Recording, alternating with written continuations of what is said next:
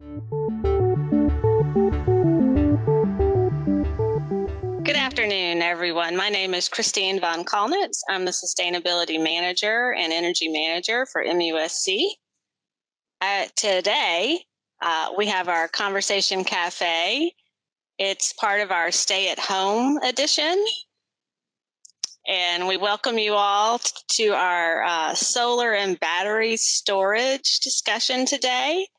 We are very happy to have Ori Boss of Boss Energy joining us today for this very enlightening solar power webinar. All right, so just a little bit about MUSC sustainability. These are some of the initiatives that we have going on right now: recycling and waste management, energy and water, food, transportation, climate, and green building. And these are the high-level topics of what we focus on throughout the year. And we welcome you to become involved, coming to our conversation cafes, or when we get back on campus, recycling and waste management, you can do that there. So get involved with us. Give us a call when you can. All right.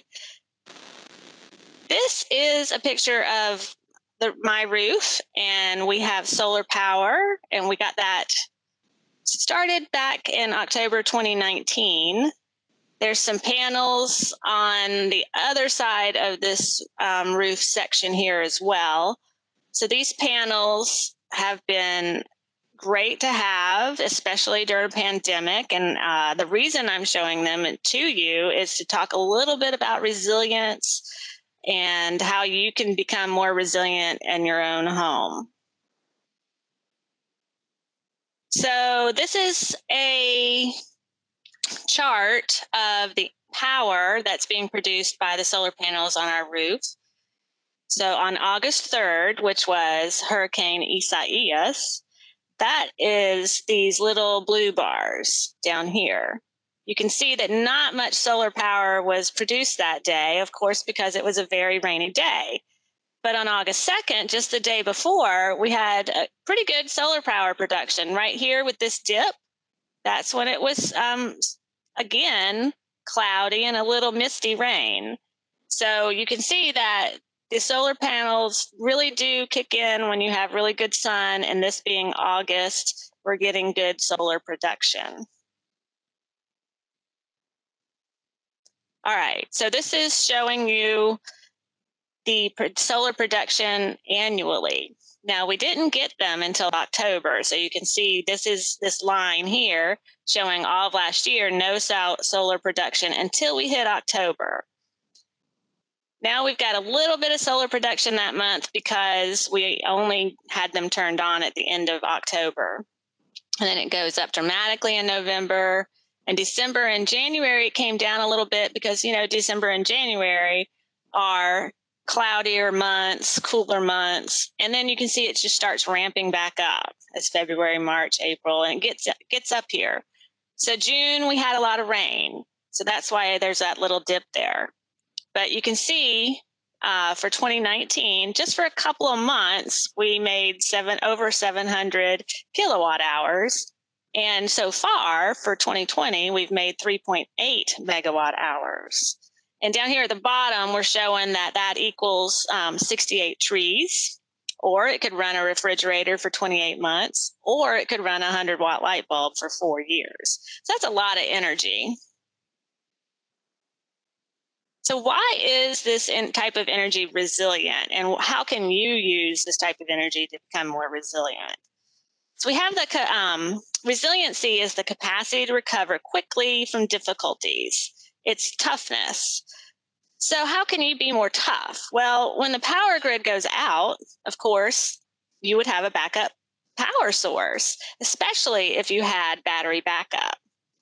So the other issue here is greenhouse gases are causing climate change. Solar power obviously doesn't create any greenhouse gases.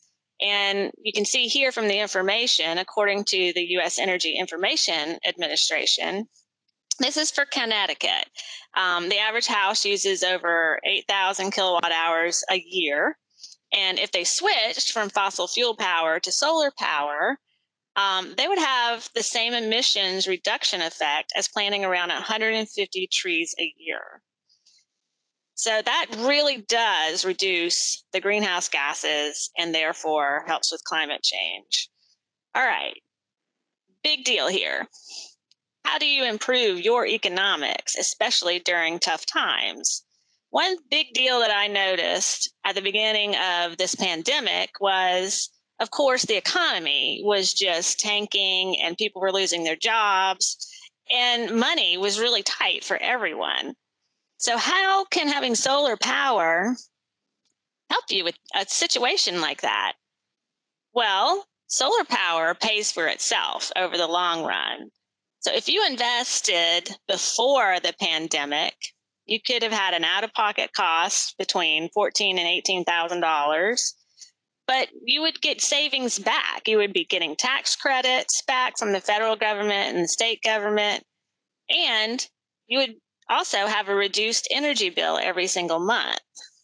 So here, this is also from the Energy Information Administration. That's where I got this information. And this says the payback period would be somewhere between about 6 and 8 years.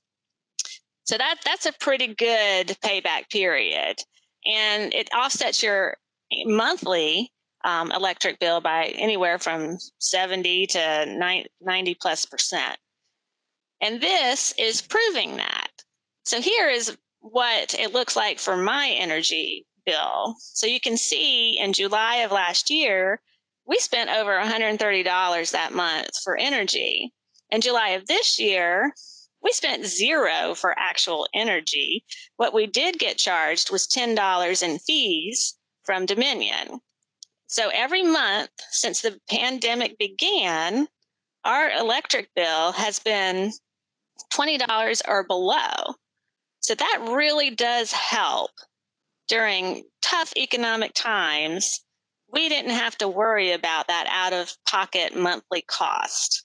So if you plan ahead, and I know during a pandemic, hopefully you're doing great and you can do this, but you need to plan ahead and get solar, potentially get batteries, and then you could be in the same situation where you're not worrying about that out-of-pocket monthly cost. So we encourage you to get involved with the MUSC Green Team. We have an email list sign up. So you can sign up online at musc.edu/gogreen. We have all sorts of social media, Facebook, Twitter, Instagram, and we have a YouTube page where we post all of these conversation cafes that are being taped. We also have a Yammer page for those people that are at MUSC, and you can look us up there.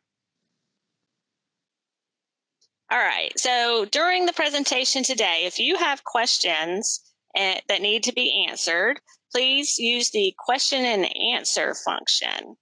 Right here, we can show you, you should see these little dots, all right? And one of them, if you hit there, it'll take you here and you'll find the question and answer.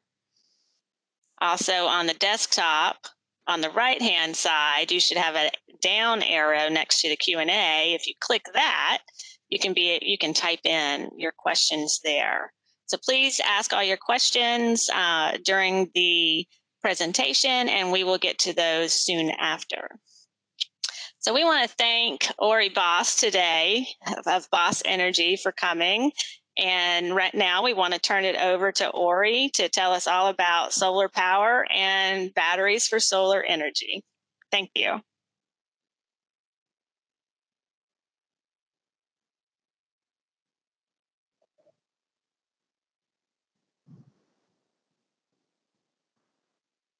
Hey, everybody. My name is Ori Boss. Thank you, Christine, for the introduction.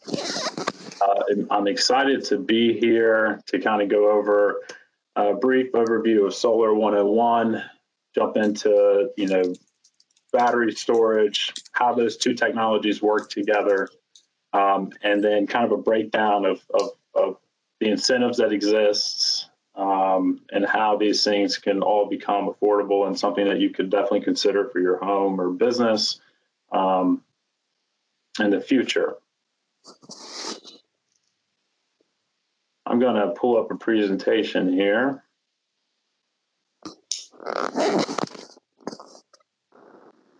You could also turn your video on if you want. Sure, let me get that going. There we go.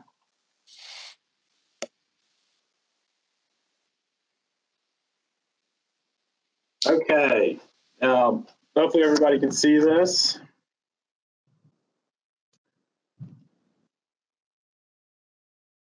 Yes, we can see it. Okay, beautiful. One second. There we go. Just real quick, a little bit about myself. Again, my name is Ori Boss. I have been in the construction industry now for over 16 years. I've been in the solar industry, excuse me, for over 10 years. And, you know, when I started in the solar industry, the only people who were doing solar were doomsday preppers, right? I mean, these were people who were, it was just very backwoods, off-grid solar and battery backup, right? Just the basics of the technology, super inefficient, super expensive. And it's just amazing to see where we've come in the past decade. I went to school at Appalachian State University in Boone, North Carolina. I graduated from the School of Environmental Design, where I specialized in solar and solar backup design. I've had the pleasure of working all throughout the country. I worked in California. I've worked in New York. Of course, I've worked here in the Southeast. And I've been able to kind of see the industry from so many different facets. You know, I started on the construction side, sales, management. So I've really gotten to see the core of what the solar industry is. And I've also had the pleasure of working with some of the greatest minds of the solar industry, you know, the people who are doing what I would consider the latest and greatest at the time, pushing the industry forward.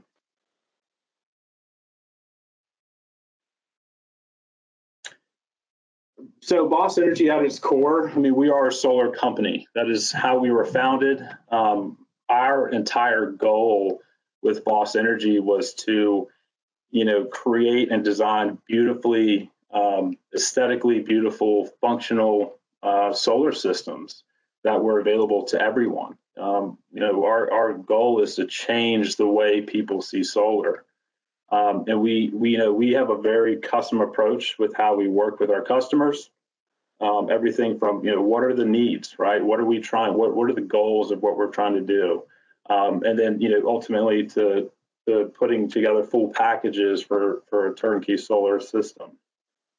Here's a couple photos. The one on the left, similar to how Christine's, you know, solar system looks. This is what is a standard solar system, right? It's what most people think of when they think of solar. However, part of our drive at Boss Energy was to implement, you know, new technologies, things that people were not aware actually existed.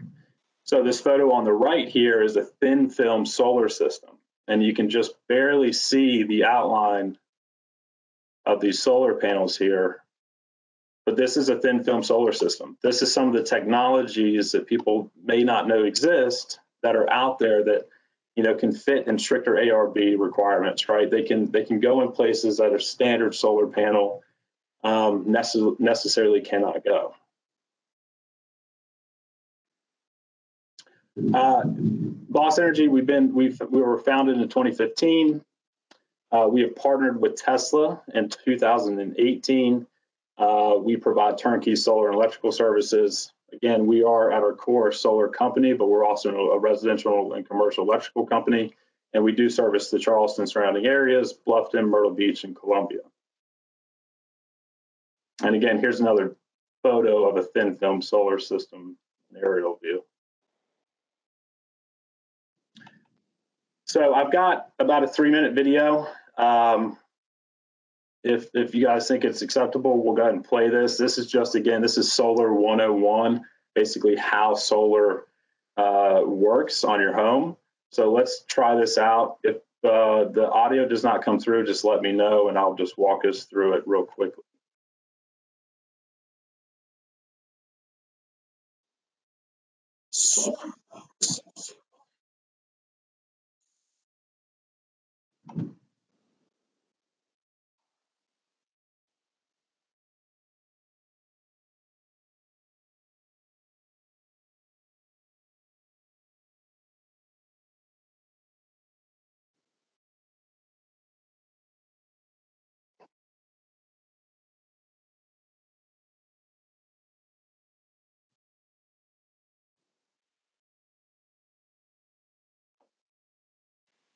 Hey, Ori, we're not able to hear any audio on this. Is there supposed to be audio?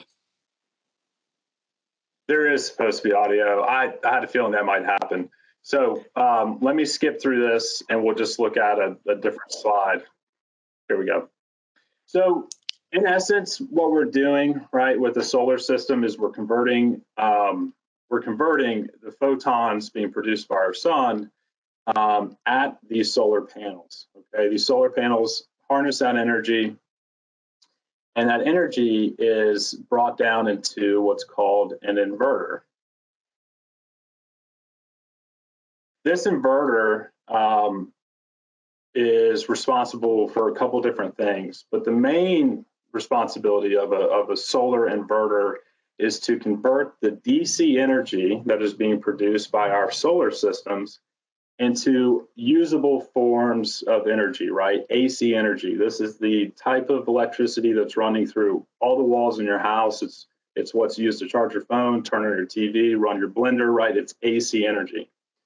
And so the inverter takes that AC energy and it distributes it to two different places.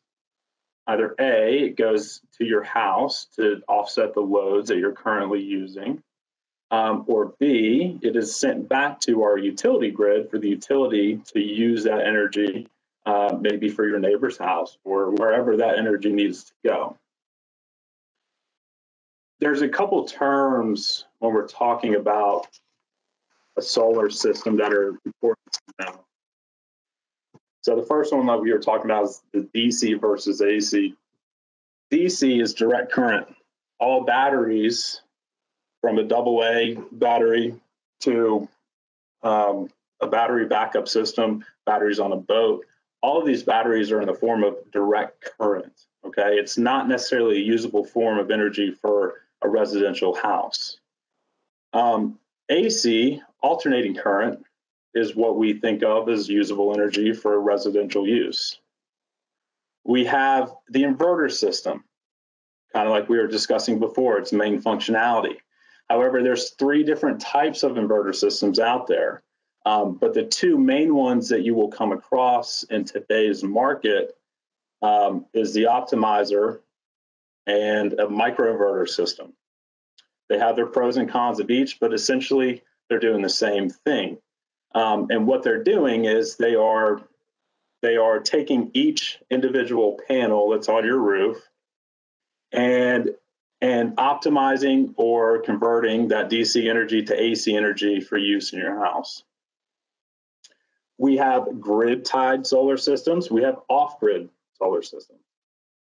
99.9% of the systems out are a grid-tied solar system. And what that means is that they're physically connected to the utility company. Off-grid applications, we do have a lot of people who ask about off-grid applications. Are they possible? Of course. Are they expensive? They can be. So most of the time we tend to steer towards a grid-tied solar system. Net metering. So net metering is a process that allows us to take our produced solar energy and in essence give it back to the utility for a certain percent of utility rate, if not utility rate. And so this process of net metering is really what's helped shape the solar industry into what it is today. we have a kilowatt versus a kilowatt hour. So this is important to kind of know, but a kilowatt, most people will say, hey, I have a 10 kilowatt solar system. And what they're talking about is the actual power capability of their solar system, okay? But we also hear a term that's used a lot, which is kilowatt hours, okay? So kilowatt hours is actually the energy, okay? So power is in watts. Energy is power over time, so watts over time. So a lot of times we say, hey, what was your power bill last month? But in reality, we should be saying, what was your energy bill last month, right? Because we're looking at the energy consumed over a period of time, usually just in hours. Peak sun hours. Peak sun hours is kind of a cool thing. But in essence, what a peak sun hour is how many hours a day can we expect to have the peak light intensity shining down in a particular area? Okay, so for Charleston, our peak sun hours range from about 4.5 to 5.5 hours. So let's say you have a 10 kilowatt solar array and you want to figure out, well, how much is that solar array going to produce on a given day, right? So if you have a 10 kilowatt solar array and you can times that by 4.5 peak sun hours, you can expect 45 kilowatt hours per day to be produced from that 10 kilowatt system. Now, obviously, there are so many factors that go into that, but I think it's important to note that, you could look at your Dominion or Berkeley or Santee, whatever your utility provider is, and they'll show you, what's your average daily usage, right? Maybe it's 30 kilowatt hours today or 30 kilowatt hours a day. Just by doing some simple math, you could say, okay, so if I need to get 30 kilowatt hours, right? So what size solar system do I need to try to get to that number? Oh, sorry about that.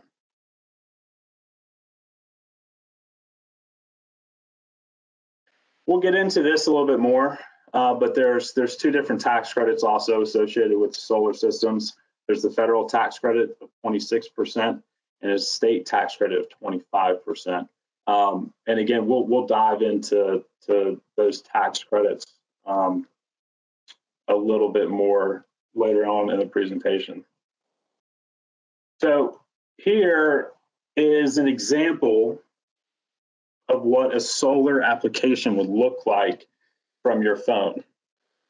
What's really nice, and Christine was showing some photos of her system, and from what I can see, she has an in-phase system, it looks like. And so what we can do, and I wanted to show you this, so this is my system on my house, right? I've got a 7.035 kilowatt system. I've got it's at an azimuth of 180 degrees, and it's on a 34-degree tilt. So from my phone, what's really cool is I can see all of this information in real time, right? So on this first screen, it shows me, this was taken at 9 o'clock this morning. I'd already produced enough energy to power 100 watt light bulbs for 19 hours. I didn't save any trees yet, but we were on our way. I could power my refrigerator for 10 hours. What's also nice is that it does show you how much energy produced over time. So this on August 4th, yesterday, my system produced 37 kilowatt hours. Now, again, just to reiterate, kind of going back into the peak sun hour thing, if I took my system 7.035 and I times it by, we'll do it by 5, that's 35.175 kilowatt hours. So you can kind of see how that works out, right? So I produced 37 kilowatt hours, so it's just a little bit more, so closer to the 5.5 peak sun hours yesterday, and that gives me that range right there.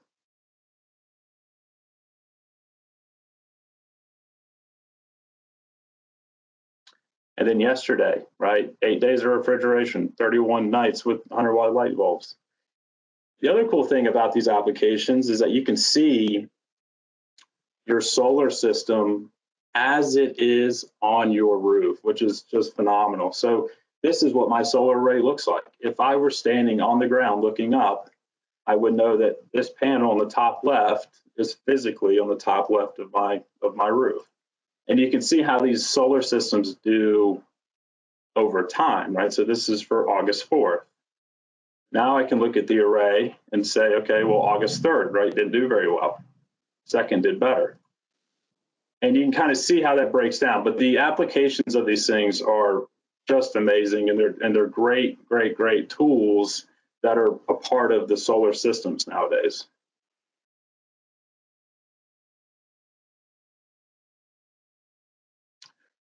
One of the biggest breakthroughs that Tesla, obviously we partner and represent Tesla. It's kind of our main focus when we talk about battery backup. There are a ton of players that are now into this market, this battery market. It is without a doubt changing and shaping the solar energy and energy consumption and storage.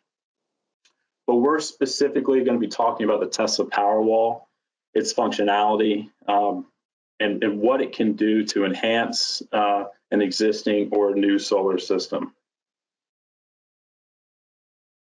So what is the Powerwall? It's a rechargeable home battery system that stores the energy from the solar, and it makes it available on demand. It has the capability to power your home during the night. It has the capability to back up your home in the event of a power outage. It's all built into one package, so it's easy to integrate into your home. And it has a really nice application feature that goes along with it that allows you to change the functionality of how your solar and your batteries and everything works together.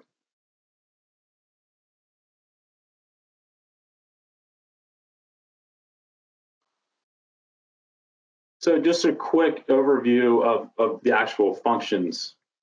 So self-power for your home, backup power for your home energy monitoring. You can watch in real time how much your house is actually using, how much your solar is actually producing. All of these things you can monitor with your app.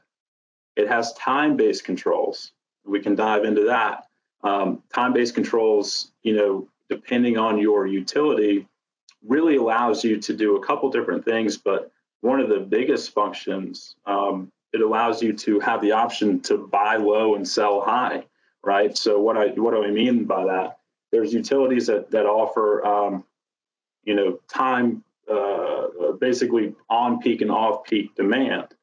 And if you have the ability to buy and store your energy at a low rate and sell it back and or use it during a high rate, that's your time-based control. One of the biggest functions, and I think it's one of the coolest functions, is this Storm Watch feature. The Storm Watch feature basically, maybe you're traveling and you're not in another country and you're not really paying attention, to what's going on back at home. Well, the batteries are hooked up to the National Weather Service, and maybe it's a hurricane or a bad thunderstorm or something's going to be coming up within, so many days or hours.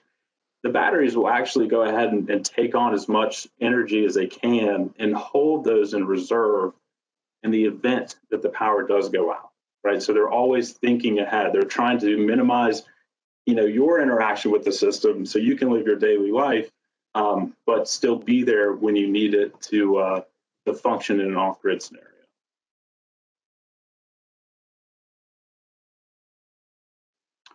I'm going to skip this because we kind of went over the backup power portion, right? I mean, it's exactly what it is. It's no different than what people would consider like a gas generator, right? Except for our fuel source isn't natural gas or liquid propane. Our fuel source is the backup is the sun and our solar system. The self-power mode, excess solar produced during the day, it does not go back to the utility. It will actually go to your Powerwall system, and the Powerwalls will hold that energy and they will use it for night to power your house overnight. Or if your home is asking for more energy than your solar can actually produce, then your power walls will release that energy and then allow your home to pull from the power walls. The idea is to minimize your interaction with the utility and maximize your interaction with your solar and your power wall renewable energy system.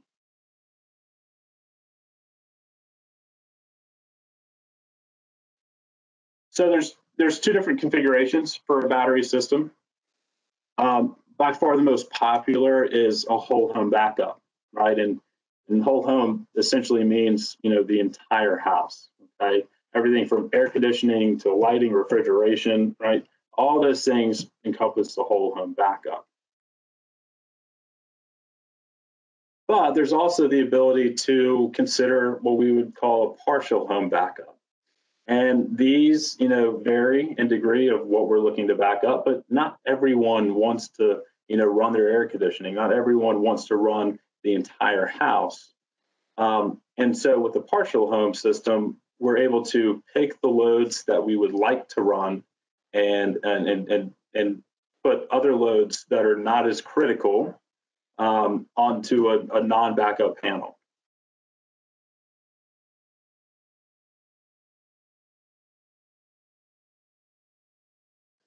So we get this question a lot, you know, how many power walls do I need?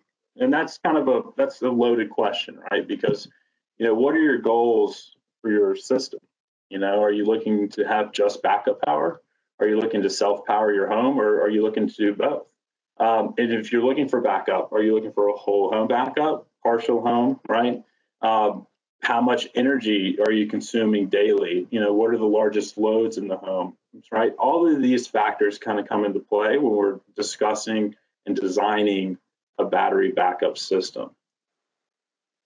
Most homes will need two or more batteries in order to have a whole home backup.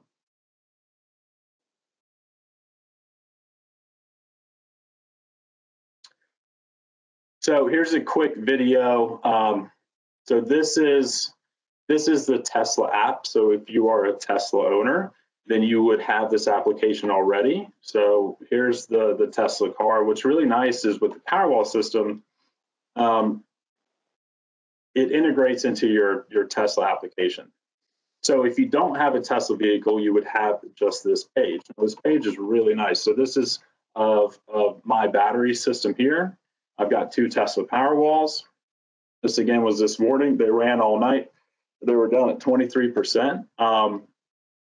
But we can see just from this one screen, just a brief overview of how our batteries are looking.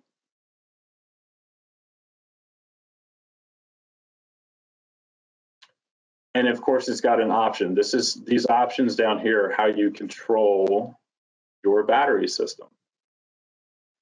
The first one is this is the power flow. And what's really cool about this was again at 9 o'clock this morning. You can see that my solar is producing at 2.5 kilowatts. My home was asking for 0.3 kilowatts. And so what the batteries are doing is they're saying, hey, I do need to charge. I don't have that much charge in my reserve. So I want to start charging the batteries. So the batteries are saying, I can take 2.2 kilowatts from you, solar, and we can give the 0.3 that your home is asking for from your solar. So you can see how this is a real flow, and you can see the grid over here is grayed out because we're not pulling any power from the grid at this point.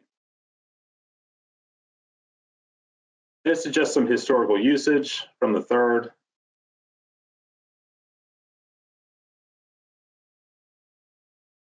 So these usage buttons, you have the ability to see how much did you pull from the grid, how much did you use from the batteries, how much did you produce in solar, how much did your home consume.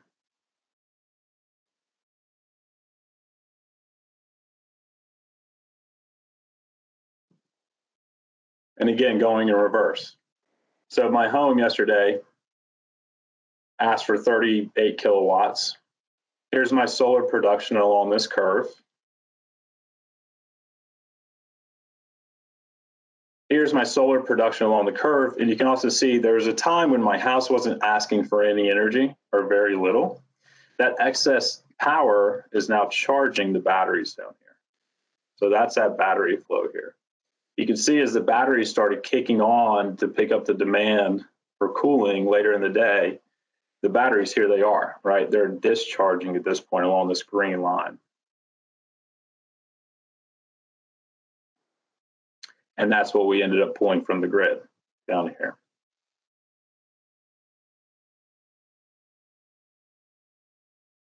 So yesterday, I was 100% self-powered, right? I pulled 21% from the solar and 79%. 100% of my energy usage yesterday was from my solar and my batteries.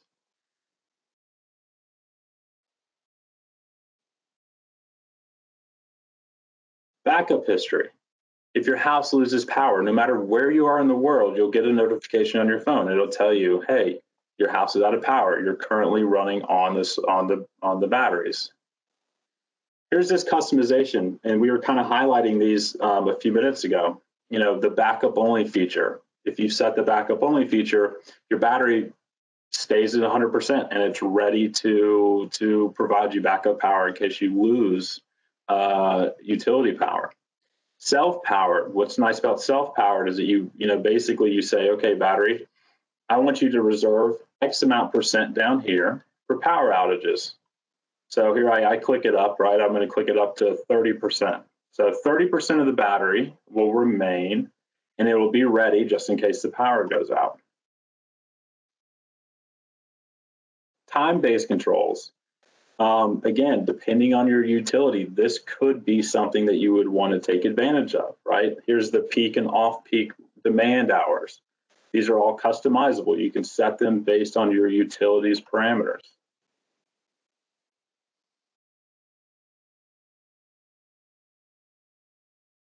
And then here is Storm Watch.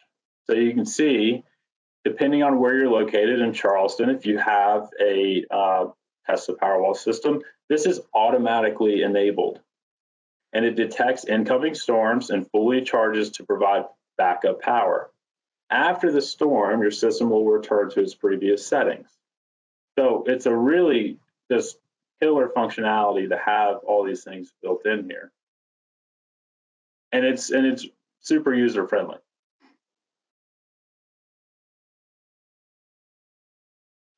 And then of course, if you have a vehicle, right? If you have an electric vehicle, how do you want that electric vehicle to, you don't want to drain all of your battery charging your electric vehicle. So, you can dictate how much of that energy charge goes to your electric vehicle.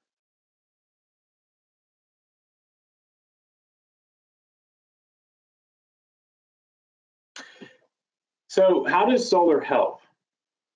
Well, one of the biggest things that solar, allows us to do is that it protects from the increasing utility rates.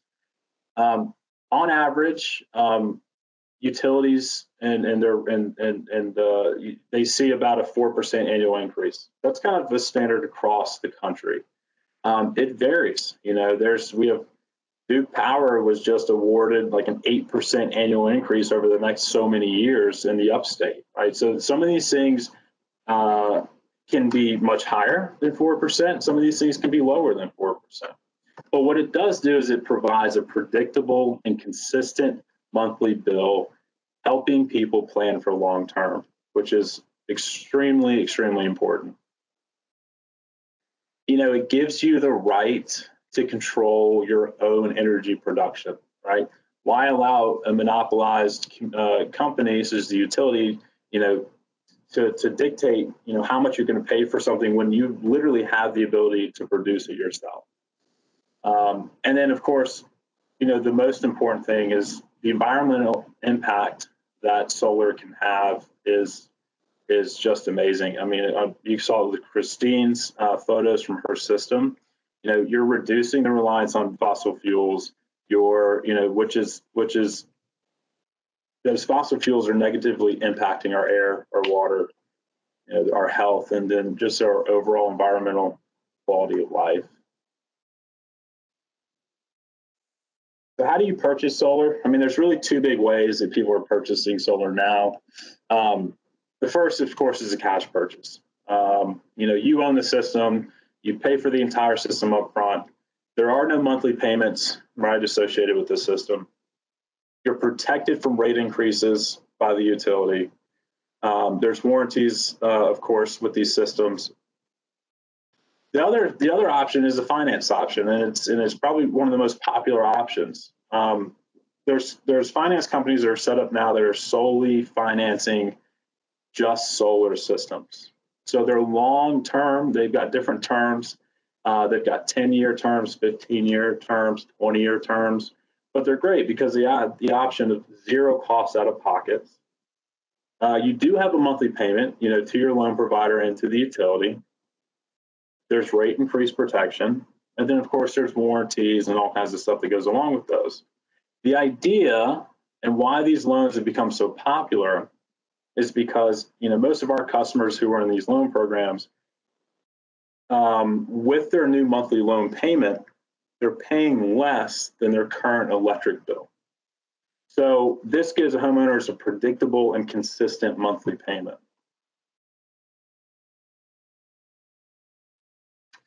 Jumping back into the incentives. So this comes back to the affordability of solar.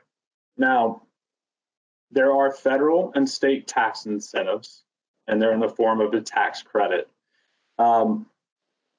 Be very, very cautious if someone tells you that the government's going to send you money.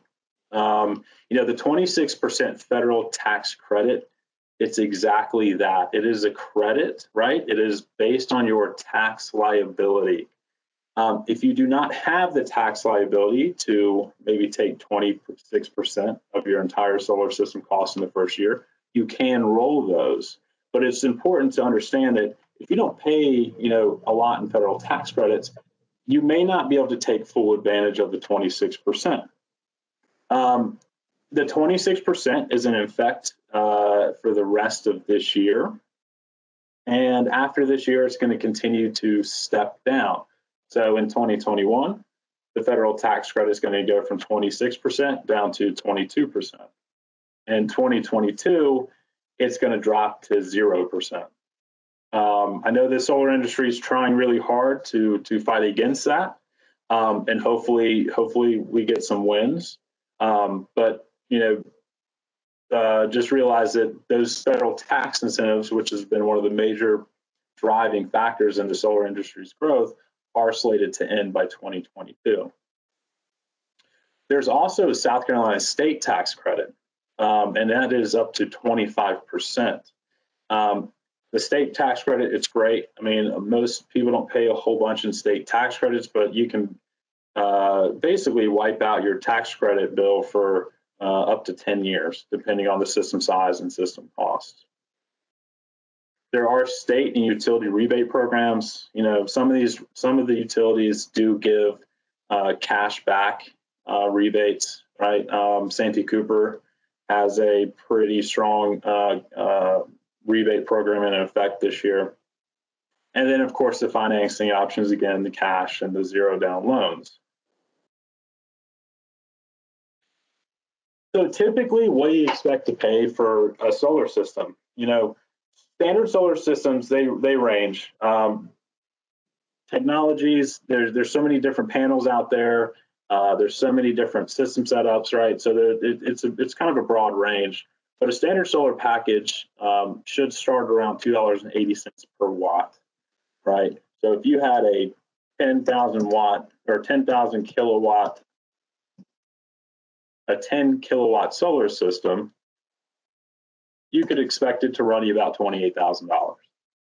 A thin film package, those are more expensive, and they run about $4.20 per watt.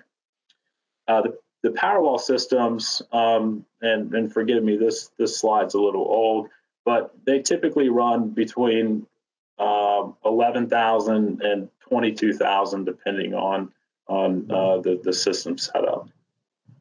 The nice thing is that the solar and the Powerwalls are both eligible for those federal and state tax credits when they're installed with either an existing or a new solar system.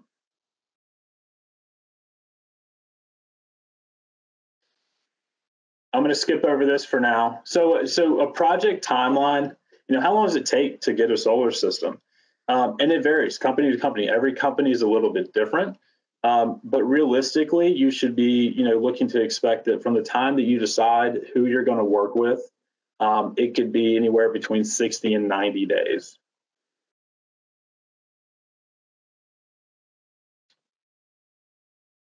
Okay, so I included some of these education links in here, and I'll figure out a way to share these with everyone.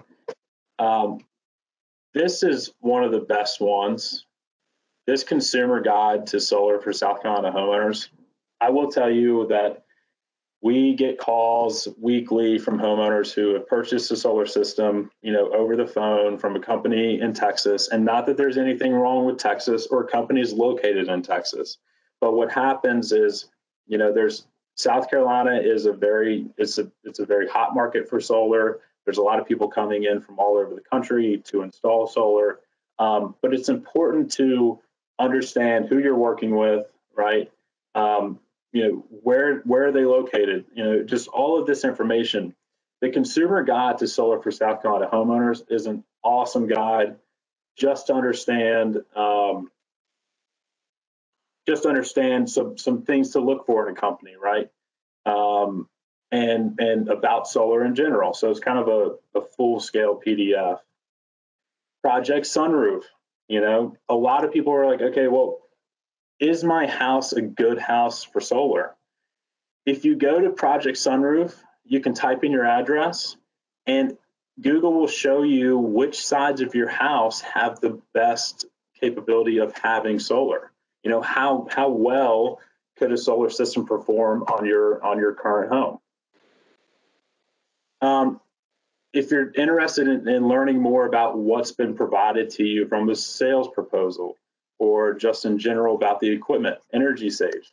Energy Sage is probably one of the best places to go to learn about solar equipment, market research. What can you expect to pay, based on where you're located.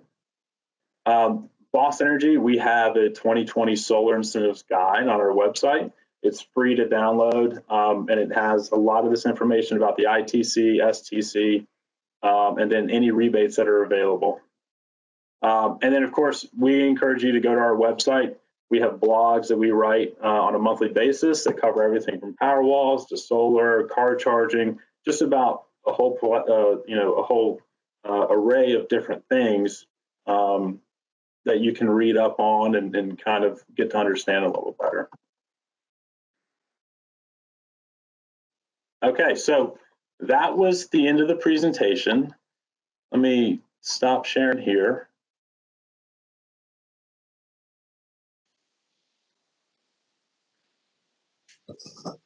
Hey, thanks for that, Ori. Yeah, thank you. Thank you, Ori. So yeah, it's time for questions and answers. So I just want to remind everyone to please submit your questions, and if you can, submit them through the Q&A panel, which is, if you're on a desktop, that'll be in the bottom right of your screen. I have a couple questions that were sent to me directly. So I'll give one then. Christine, if you have any questions, do you want to ask the next one? You go ahead. All right. So the first question I had was when you were going over the thin film solar, Ori. Someone asked if that is for metal roofs only and about how durable it is. Yeah, so the thin film solution is for metal, and in particular, standing seam metal. We do use this product on flat roofing. So those are the kind of two limitations between that product, is that you're looking at a standing seam metal roof or a flat roof. Durability wise, they're almost superior. There's no glass actually on the solar itself, so you're not susceptible to hail damage. You can walk on them, right? They're flexible, and they of course have a 25-year warranty, which isn't, it's not really a differentiating factor, as all solar is covered under this 25-year warranty. But we've had great success with them. We've had a lot of customers who seem to really enjoy the product, and yeah. Great. That's good to know. Another question from the same person. Or Christine, do you have any other questions? that came to you? I have my own questions, but you can go ahead and get All the right, audience. I'll keep going with the audience questions. So another one is pertaining to the the power wall. Firewall. That's what it's about. It's about the fire risk, and then also the life expectancy of the power wall. That's a good question. So it is a lithium-ion battery, and the thing is that lithium-ion batteries, like all batteries, they do degrade over time. Tesla has a warranty of 10 years, unlimited cycles for 10 years.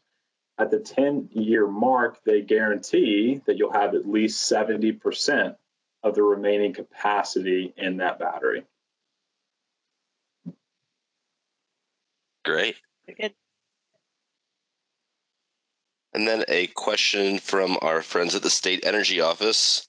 Can you talk a little bit more about vehicle to home? I know you covered that with the Tesla app. Does that, I guess, if you don't have a Tesla but have a different electric vehicle, does that work? Or can you just kind of go more in depth for how this factors into having an electric vehicle? As far as your solar batteries, or kind of both? I guess both, but primarily batteries. Yeah. So, if I understand the question correctly, so it doesn't really make a difference, right? I mean, whether it's a Tesla or any other vehicle, as far as how you can control that backup capability and how you're charging that vehicle now. So just the Tesla battery wall, I guess what you would have to do is you would have to buy the components necessary to charge a vehicle and hook those to the power wall. Oh yeah, no, ma'am. So the way that it works is you would, just like with any electric vehicle, right? You would install whatever the charger needs to be for that particular car. The most universal is what's called a 1450. And that's wired into your home's electrical panel as it would be anything else. So you have the capability to say, okay, this particular load is my electric vehicle car, right? And so that way the Tesla system understands, okay, this circuit, right here is the electric vehicle, and it knows how much power is being pulled through that circuit. So that kind of gets to a little bit of where my questioning was going in my brain is, so the power wall itself, your pictures showed the power wall, the inverter, the main fuse box, all these things were right next to one another. Yeah, sure. Yeah. So that sounds like a perfect system. Yes. But, a lot of people live in older homes. Sure. So can you talk about that a little bit and where all these components would go, indoor, outdoor? Yeah. So the Powerwall system is rated to go outside. It's rated to go inside. It's rated just to go about anywhere. The physical dimensions of the unit, it's about 4 feet tall, 3 feet wide, and 6 inches deep. And these units, they can go, like I said, inside, outside. They can be mounted on a wall with what's very similar to a TV mounting bracket. So we've put them in all of these locations. We've put them in people's offices before. We've put them kind of all over the place. Although they are 300 pounds, right? So there's some things to think about there. But yeah, so they have the ability to go just about anywhere. That picture, yes, perfect scenario. I've never seen a house that looks anything like that picture, right? Because that just does not exist. But a lot of the connections for these systems happen outside near your utility meter. Okay. And so that's really, if we can get to that utility meter, the possibilities of the solar and Powerwall system there's really no restriction at that point. And then you would just put a charger near where your car sits in the driveway or garage or That's patio correct. or wherever. Okay. That's correct. Yep. Okay. Great. We have, Christine, was that all your question? Sure. We have a question from the audience. Joan asks, I own a townhome and can't put anything on the roof. Are there smaller systems that can provide solar energy for a water heater, anything starting smaller? That's a good question. I'm sure there may be options, right? I'm sure that there's options that exist that maybe you could mount a couple panels to your railing outside. However, I think, the biggest thing about trying to consider a solar application for townhomes is the fact that, the covenants, right, will restrict you from doing possibly maybe just the solution I just mentioned, right? They definitely won't let you put them on the roof. So those can be tricky. There are systems, like I said, that are available to do that. How that would happen would be kind of like a DIY, scenario. And then talk a little bit about, you mentioned the roof. So I know our roof was relatively new when we put our solar on.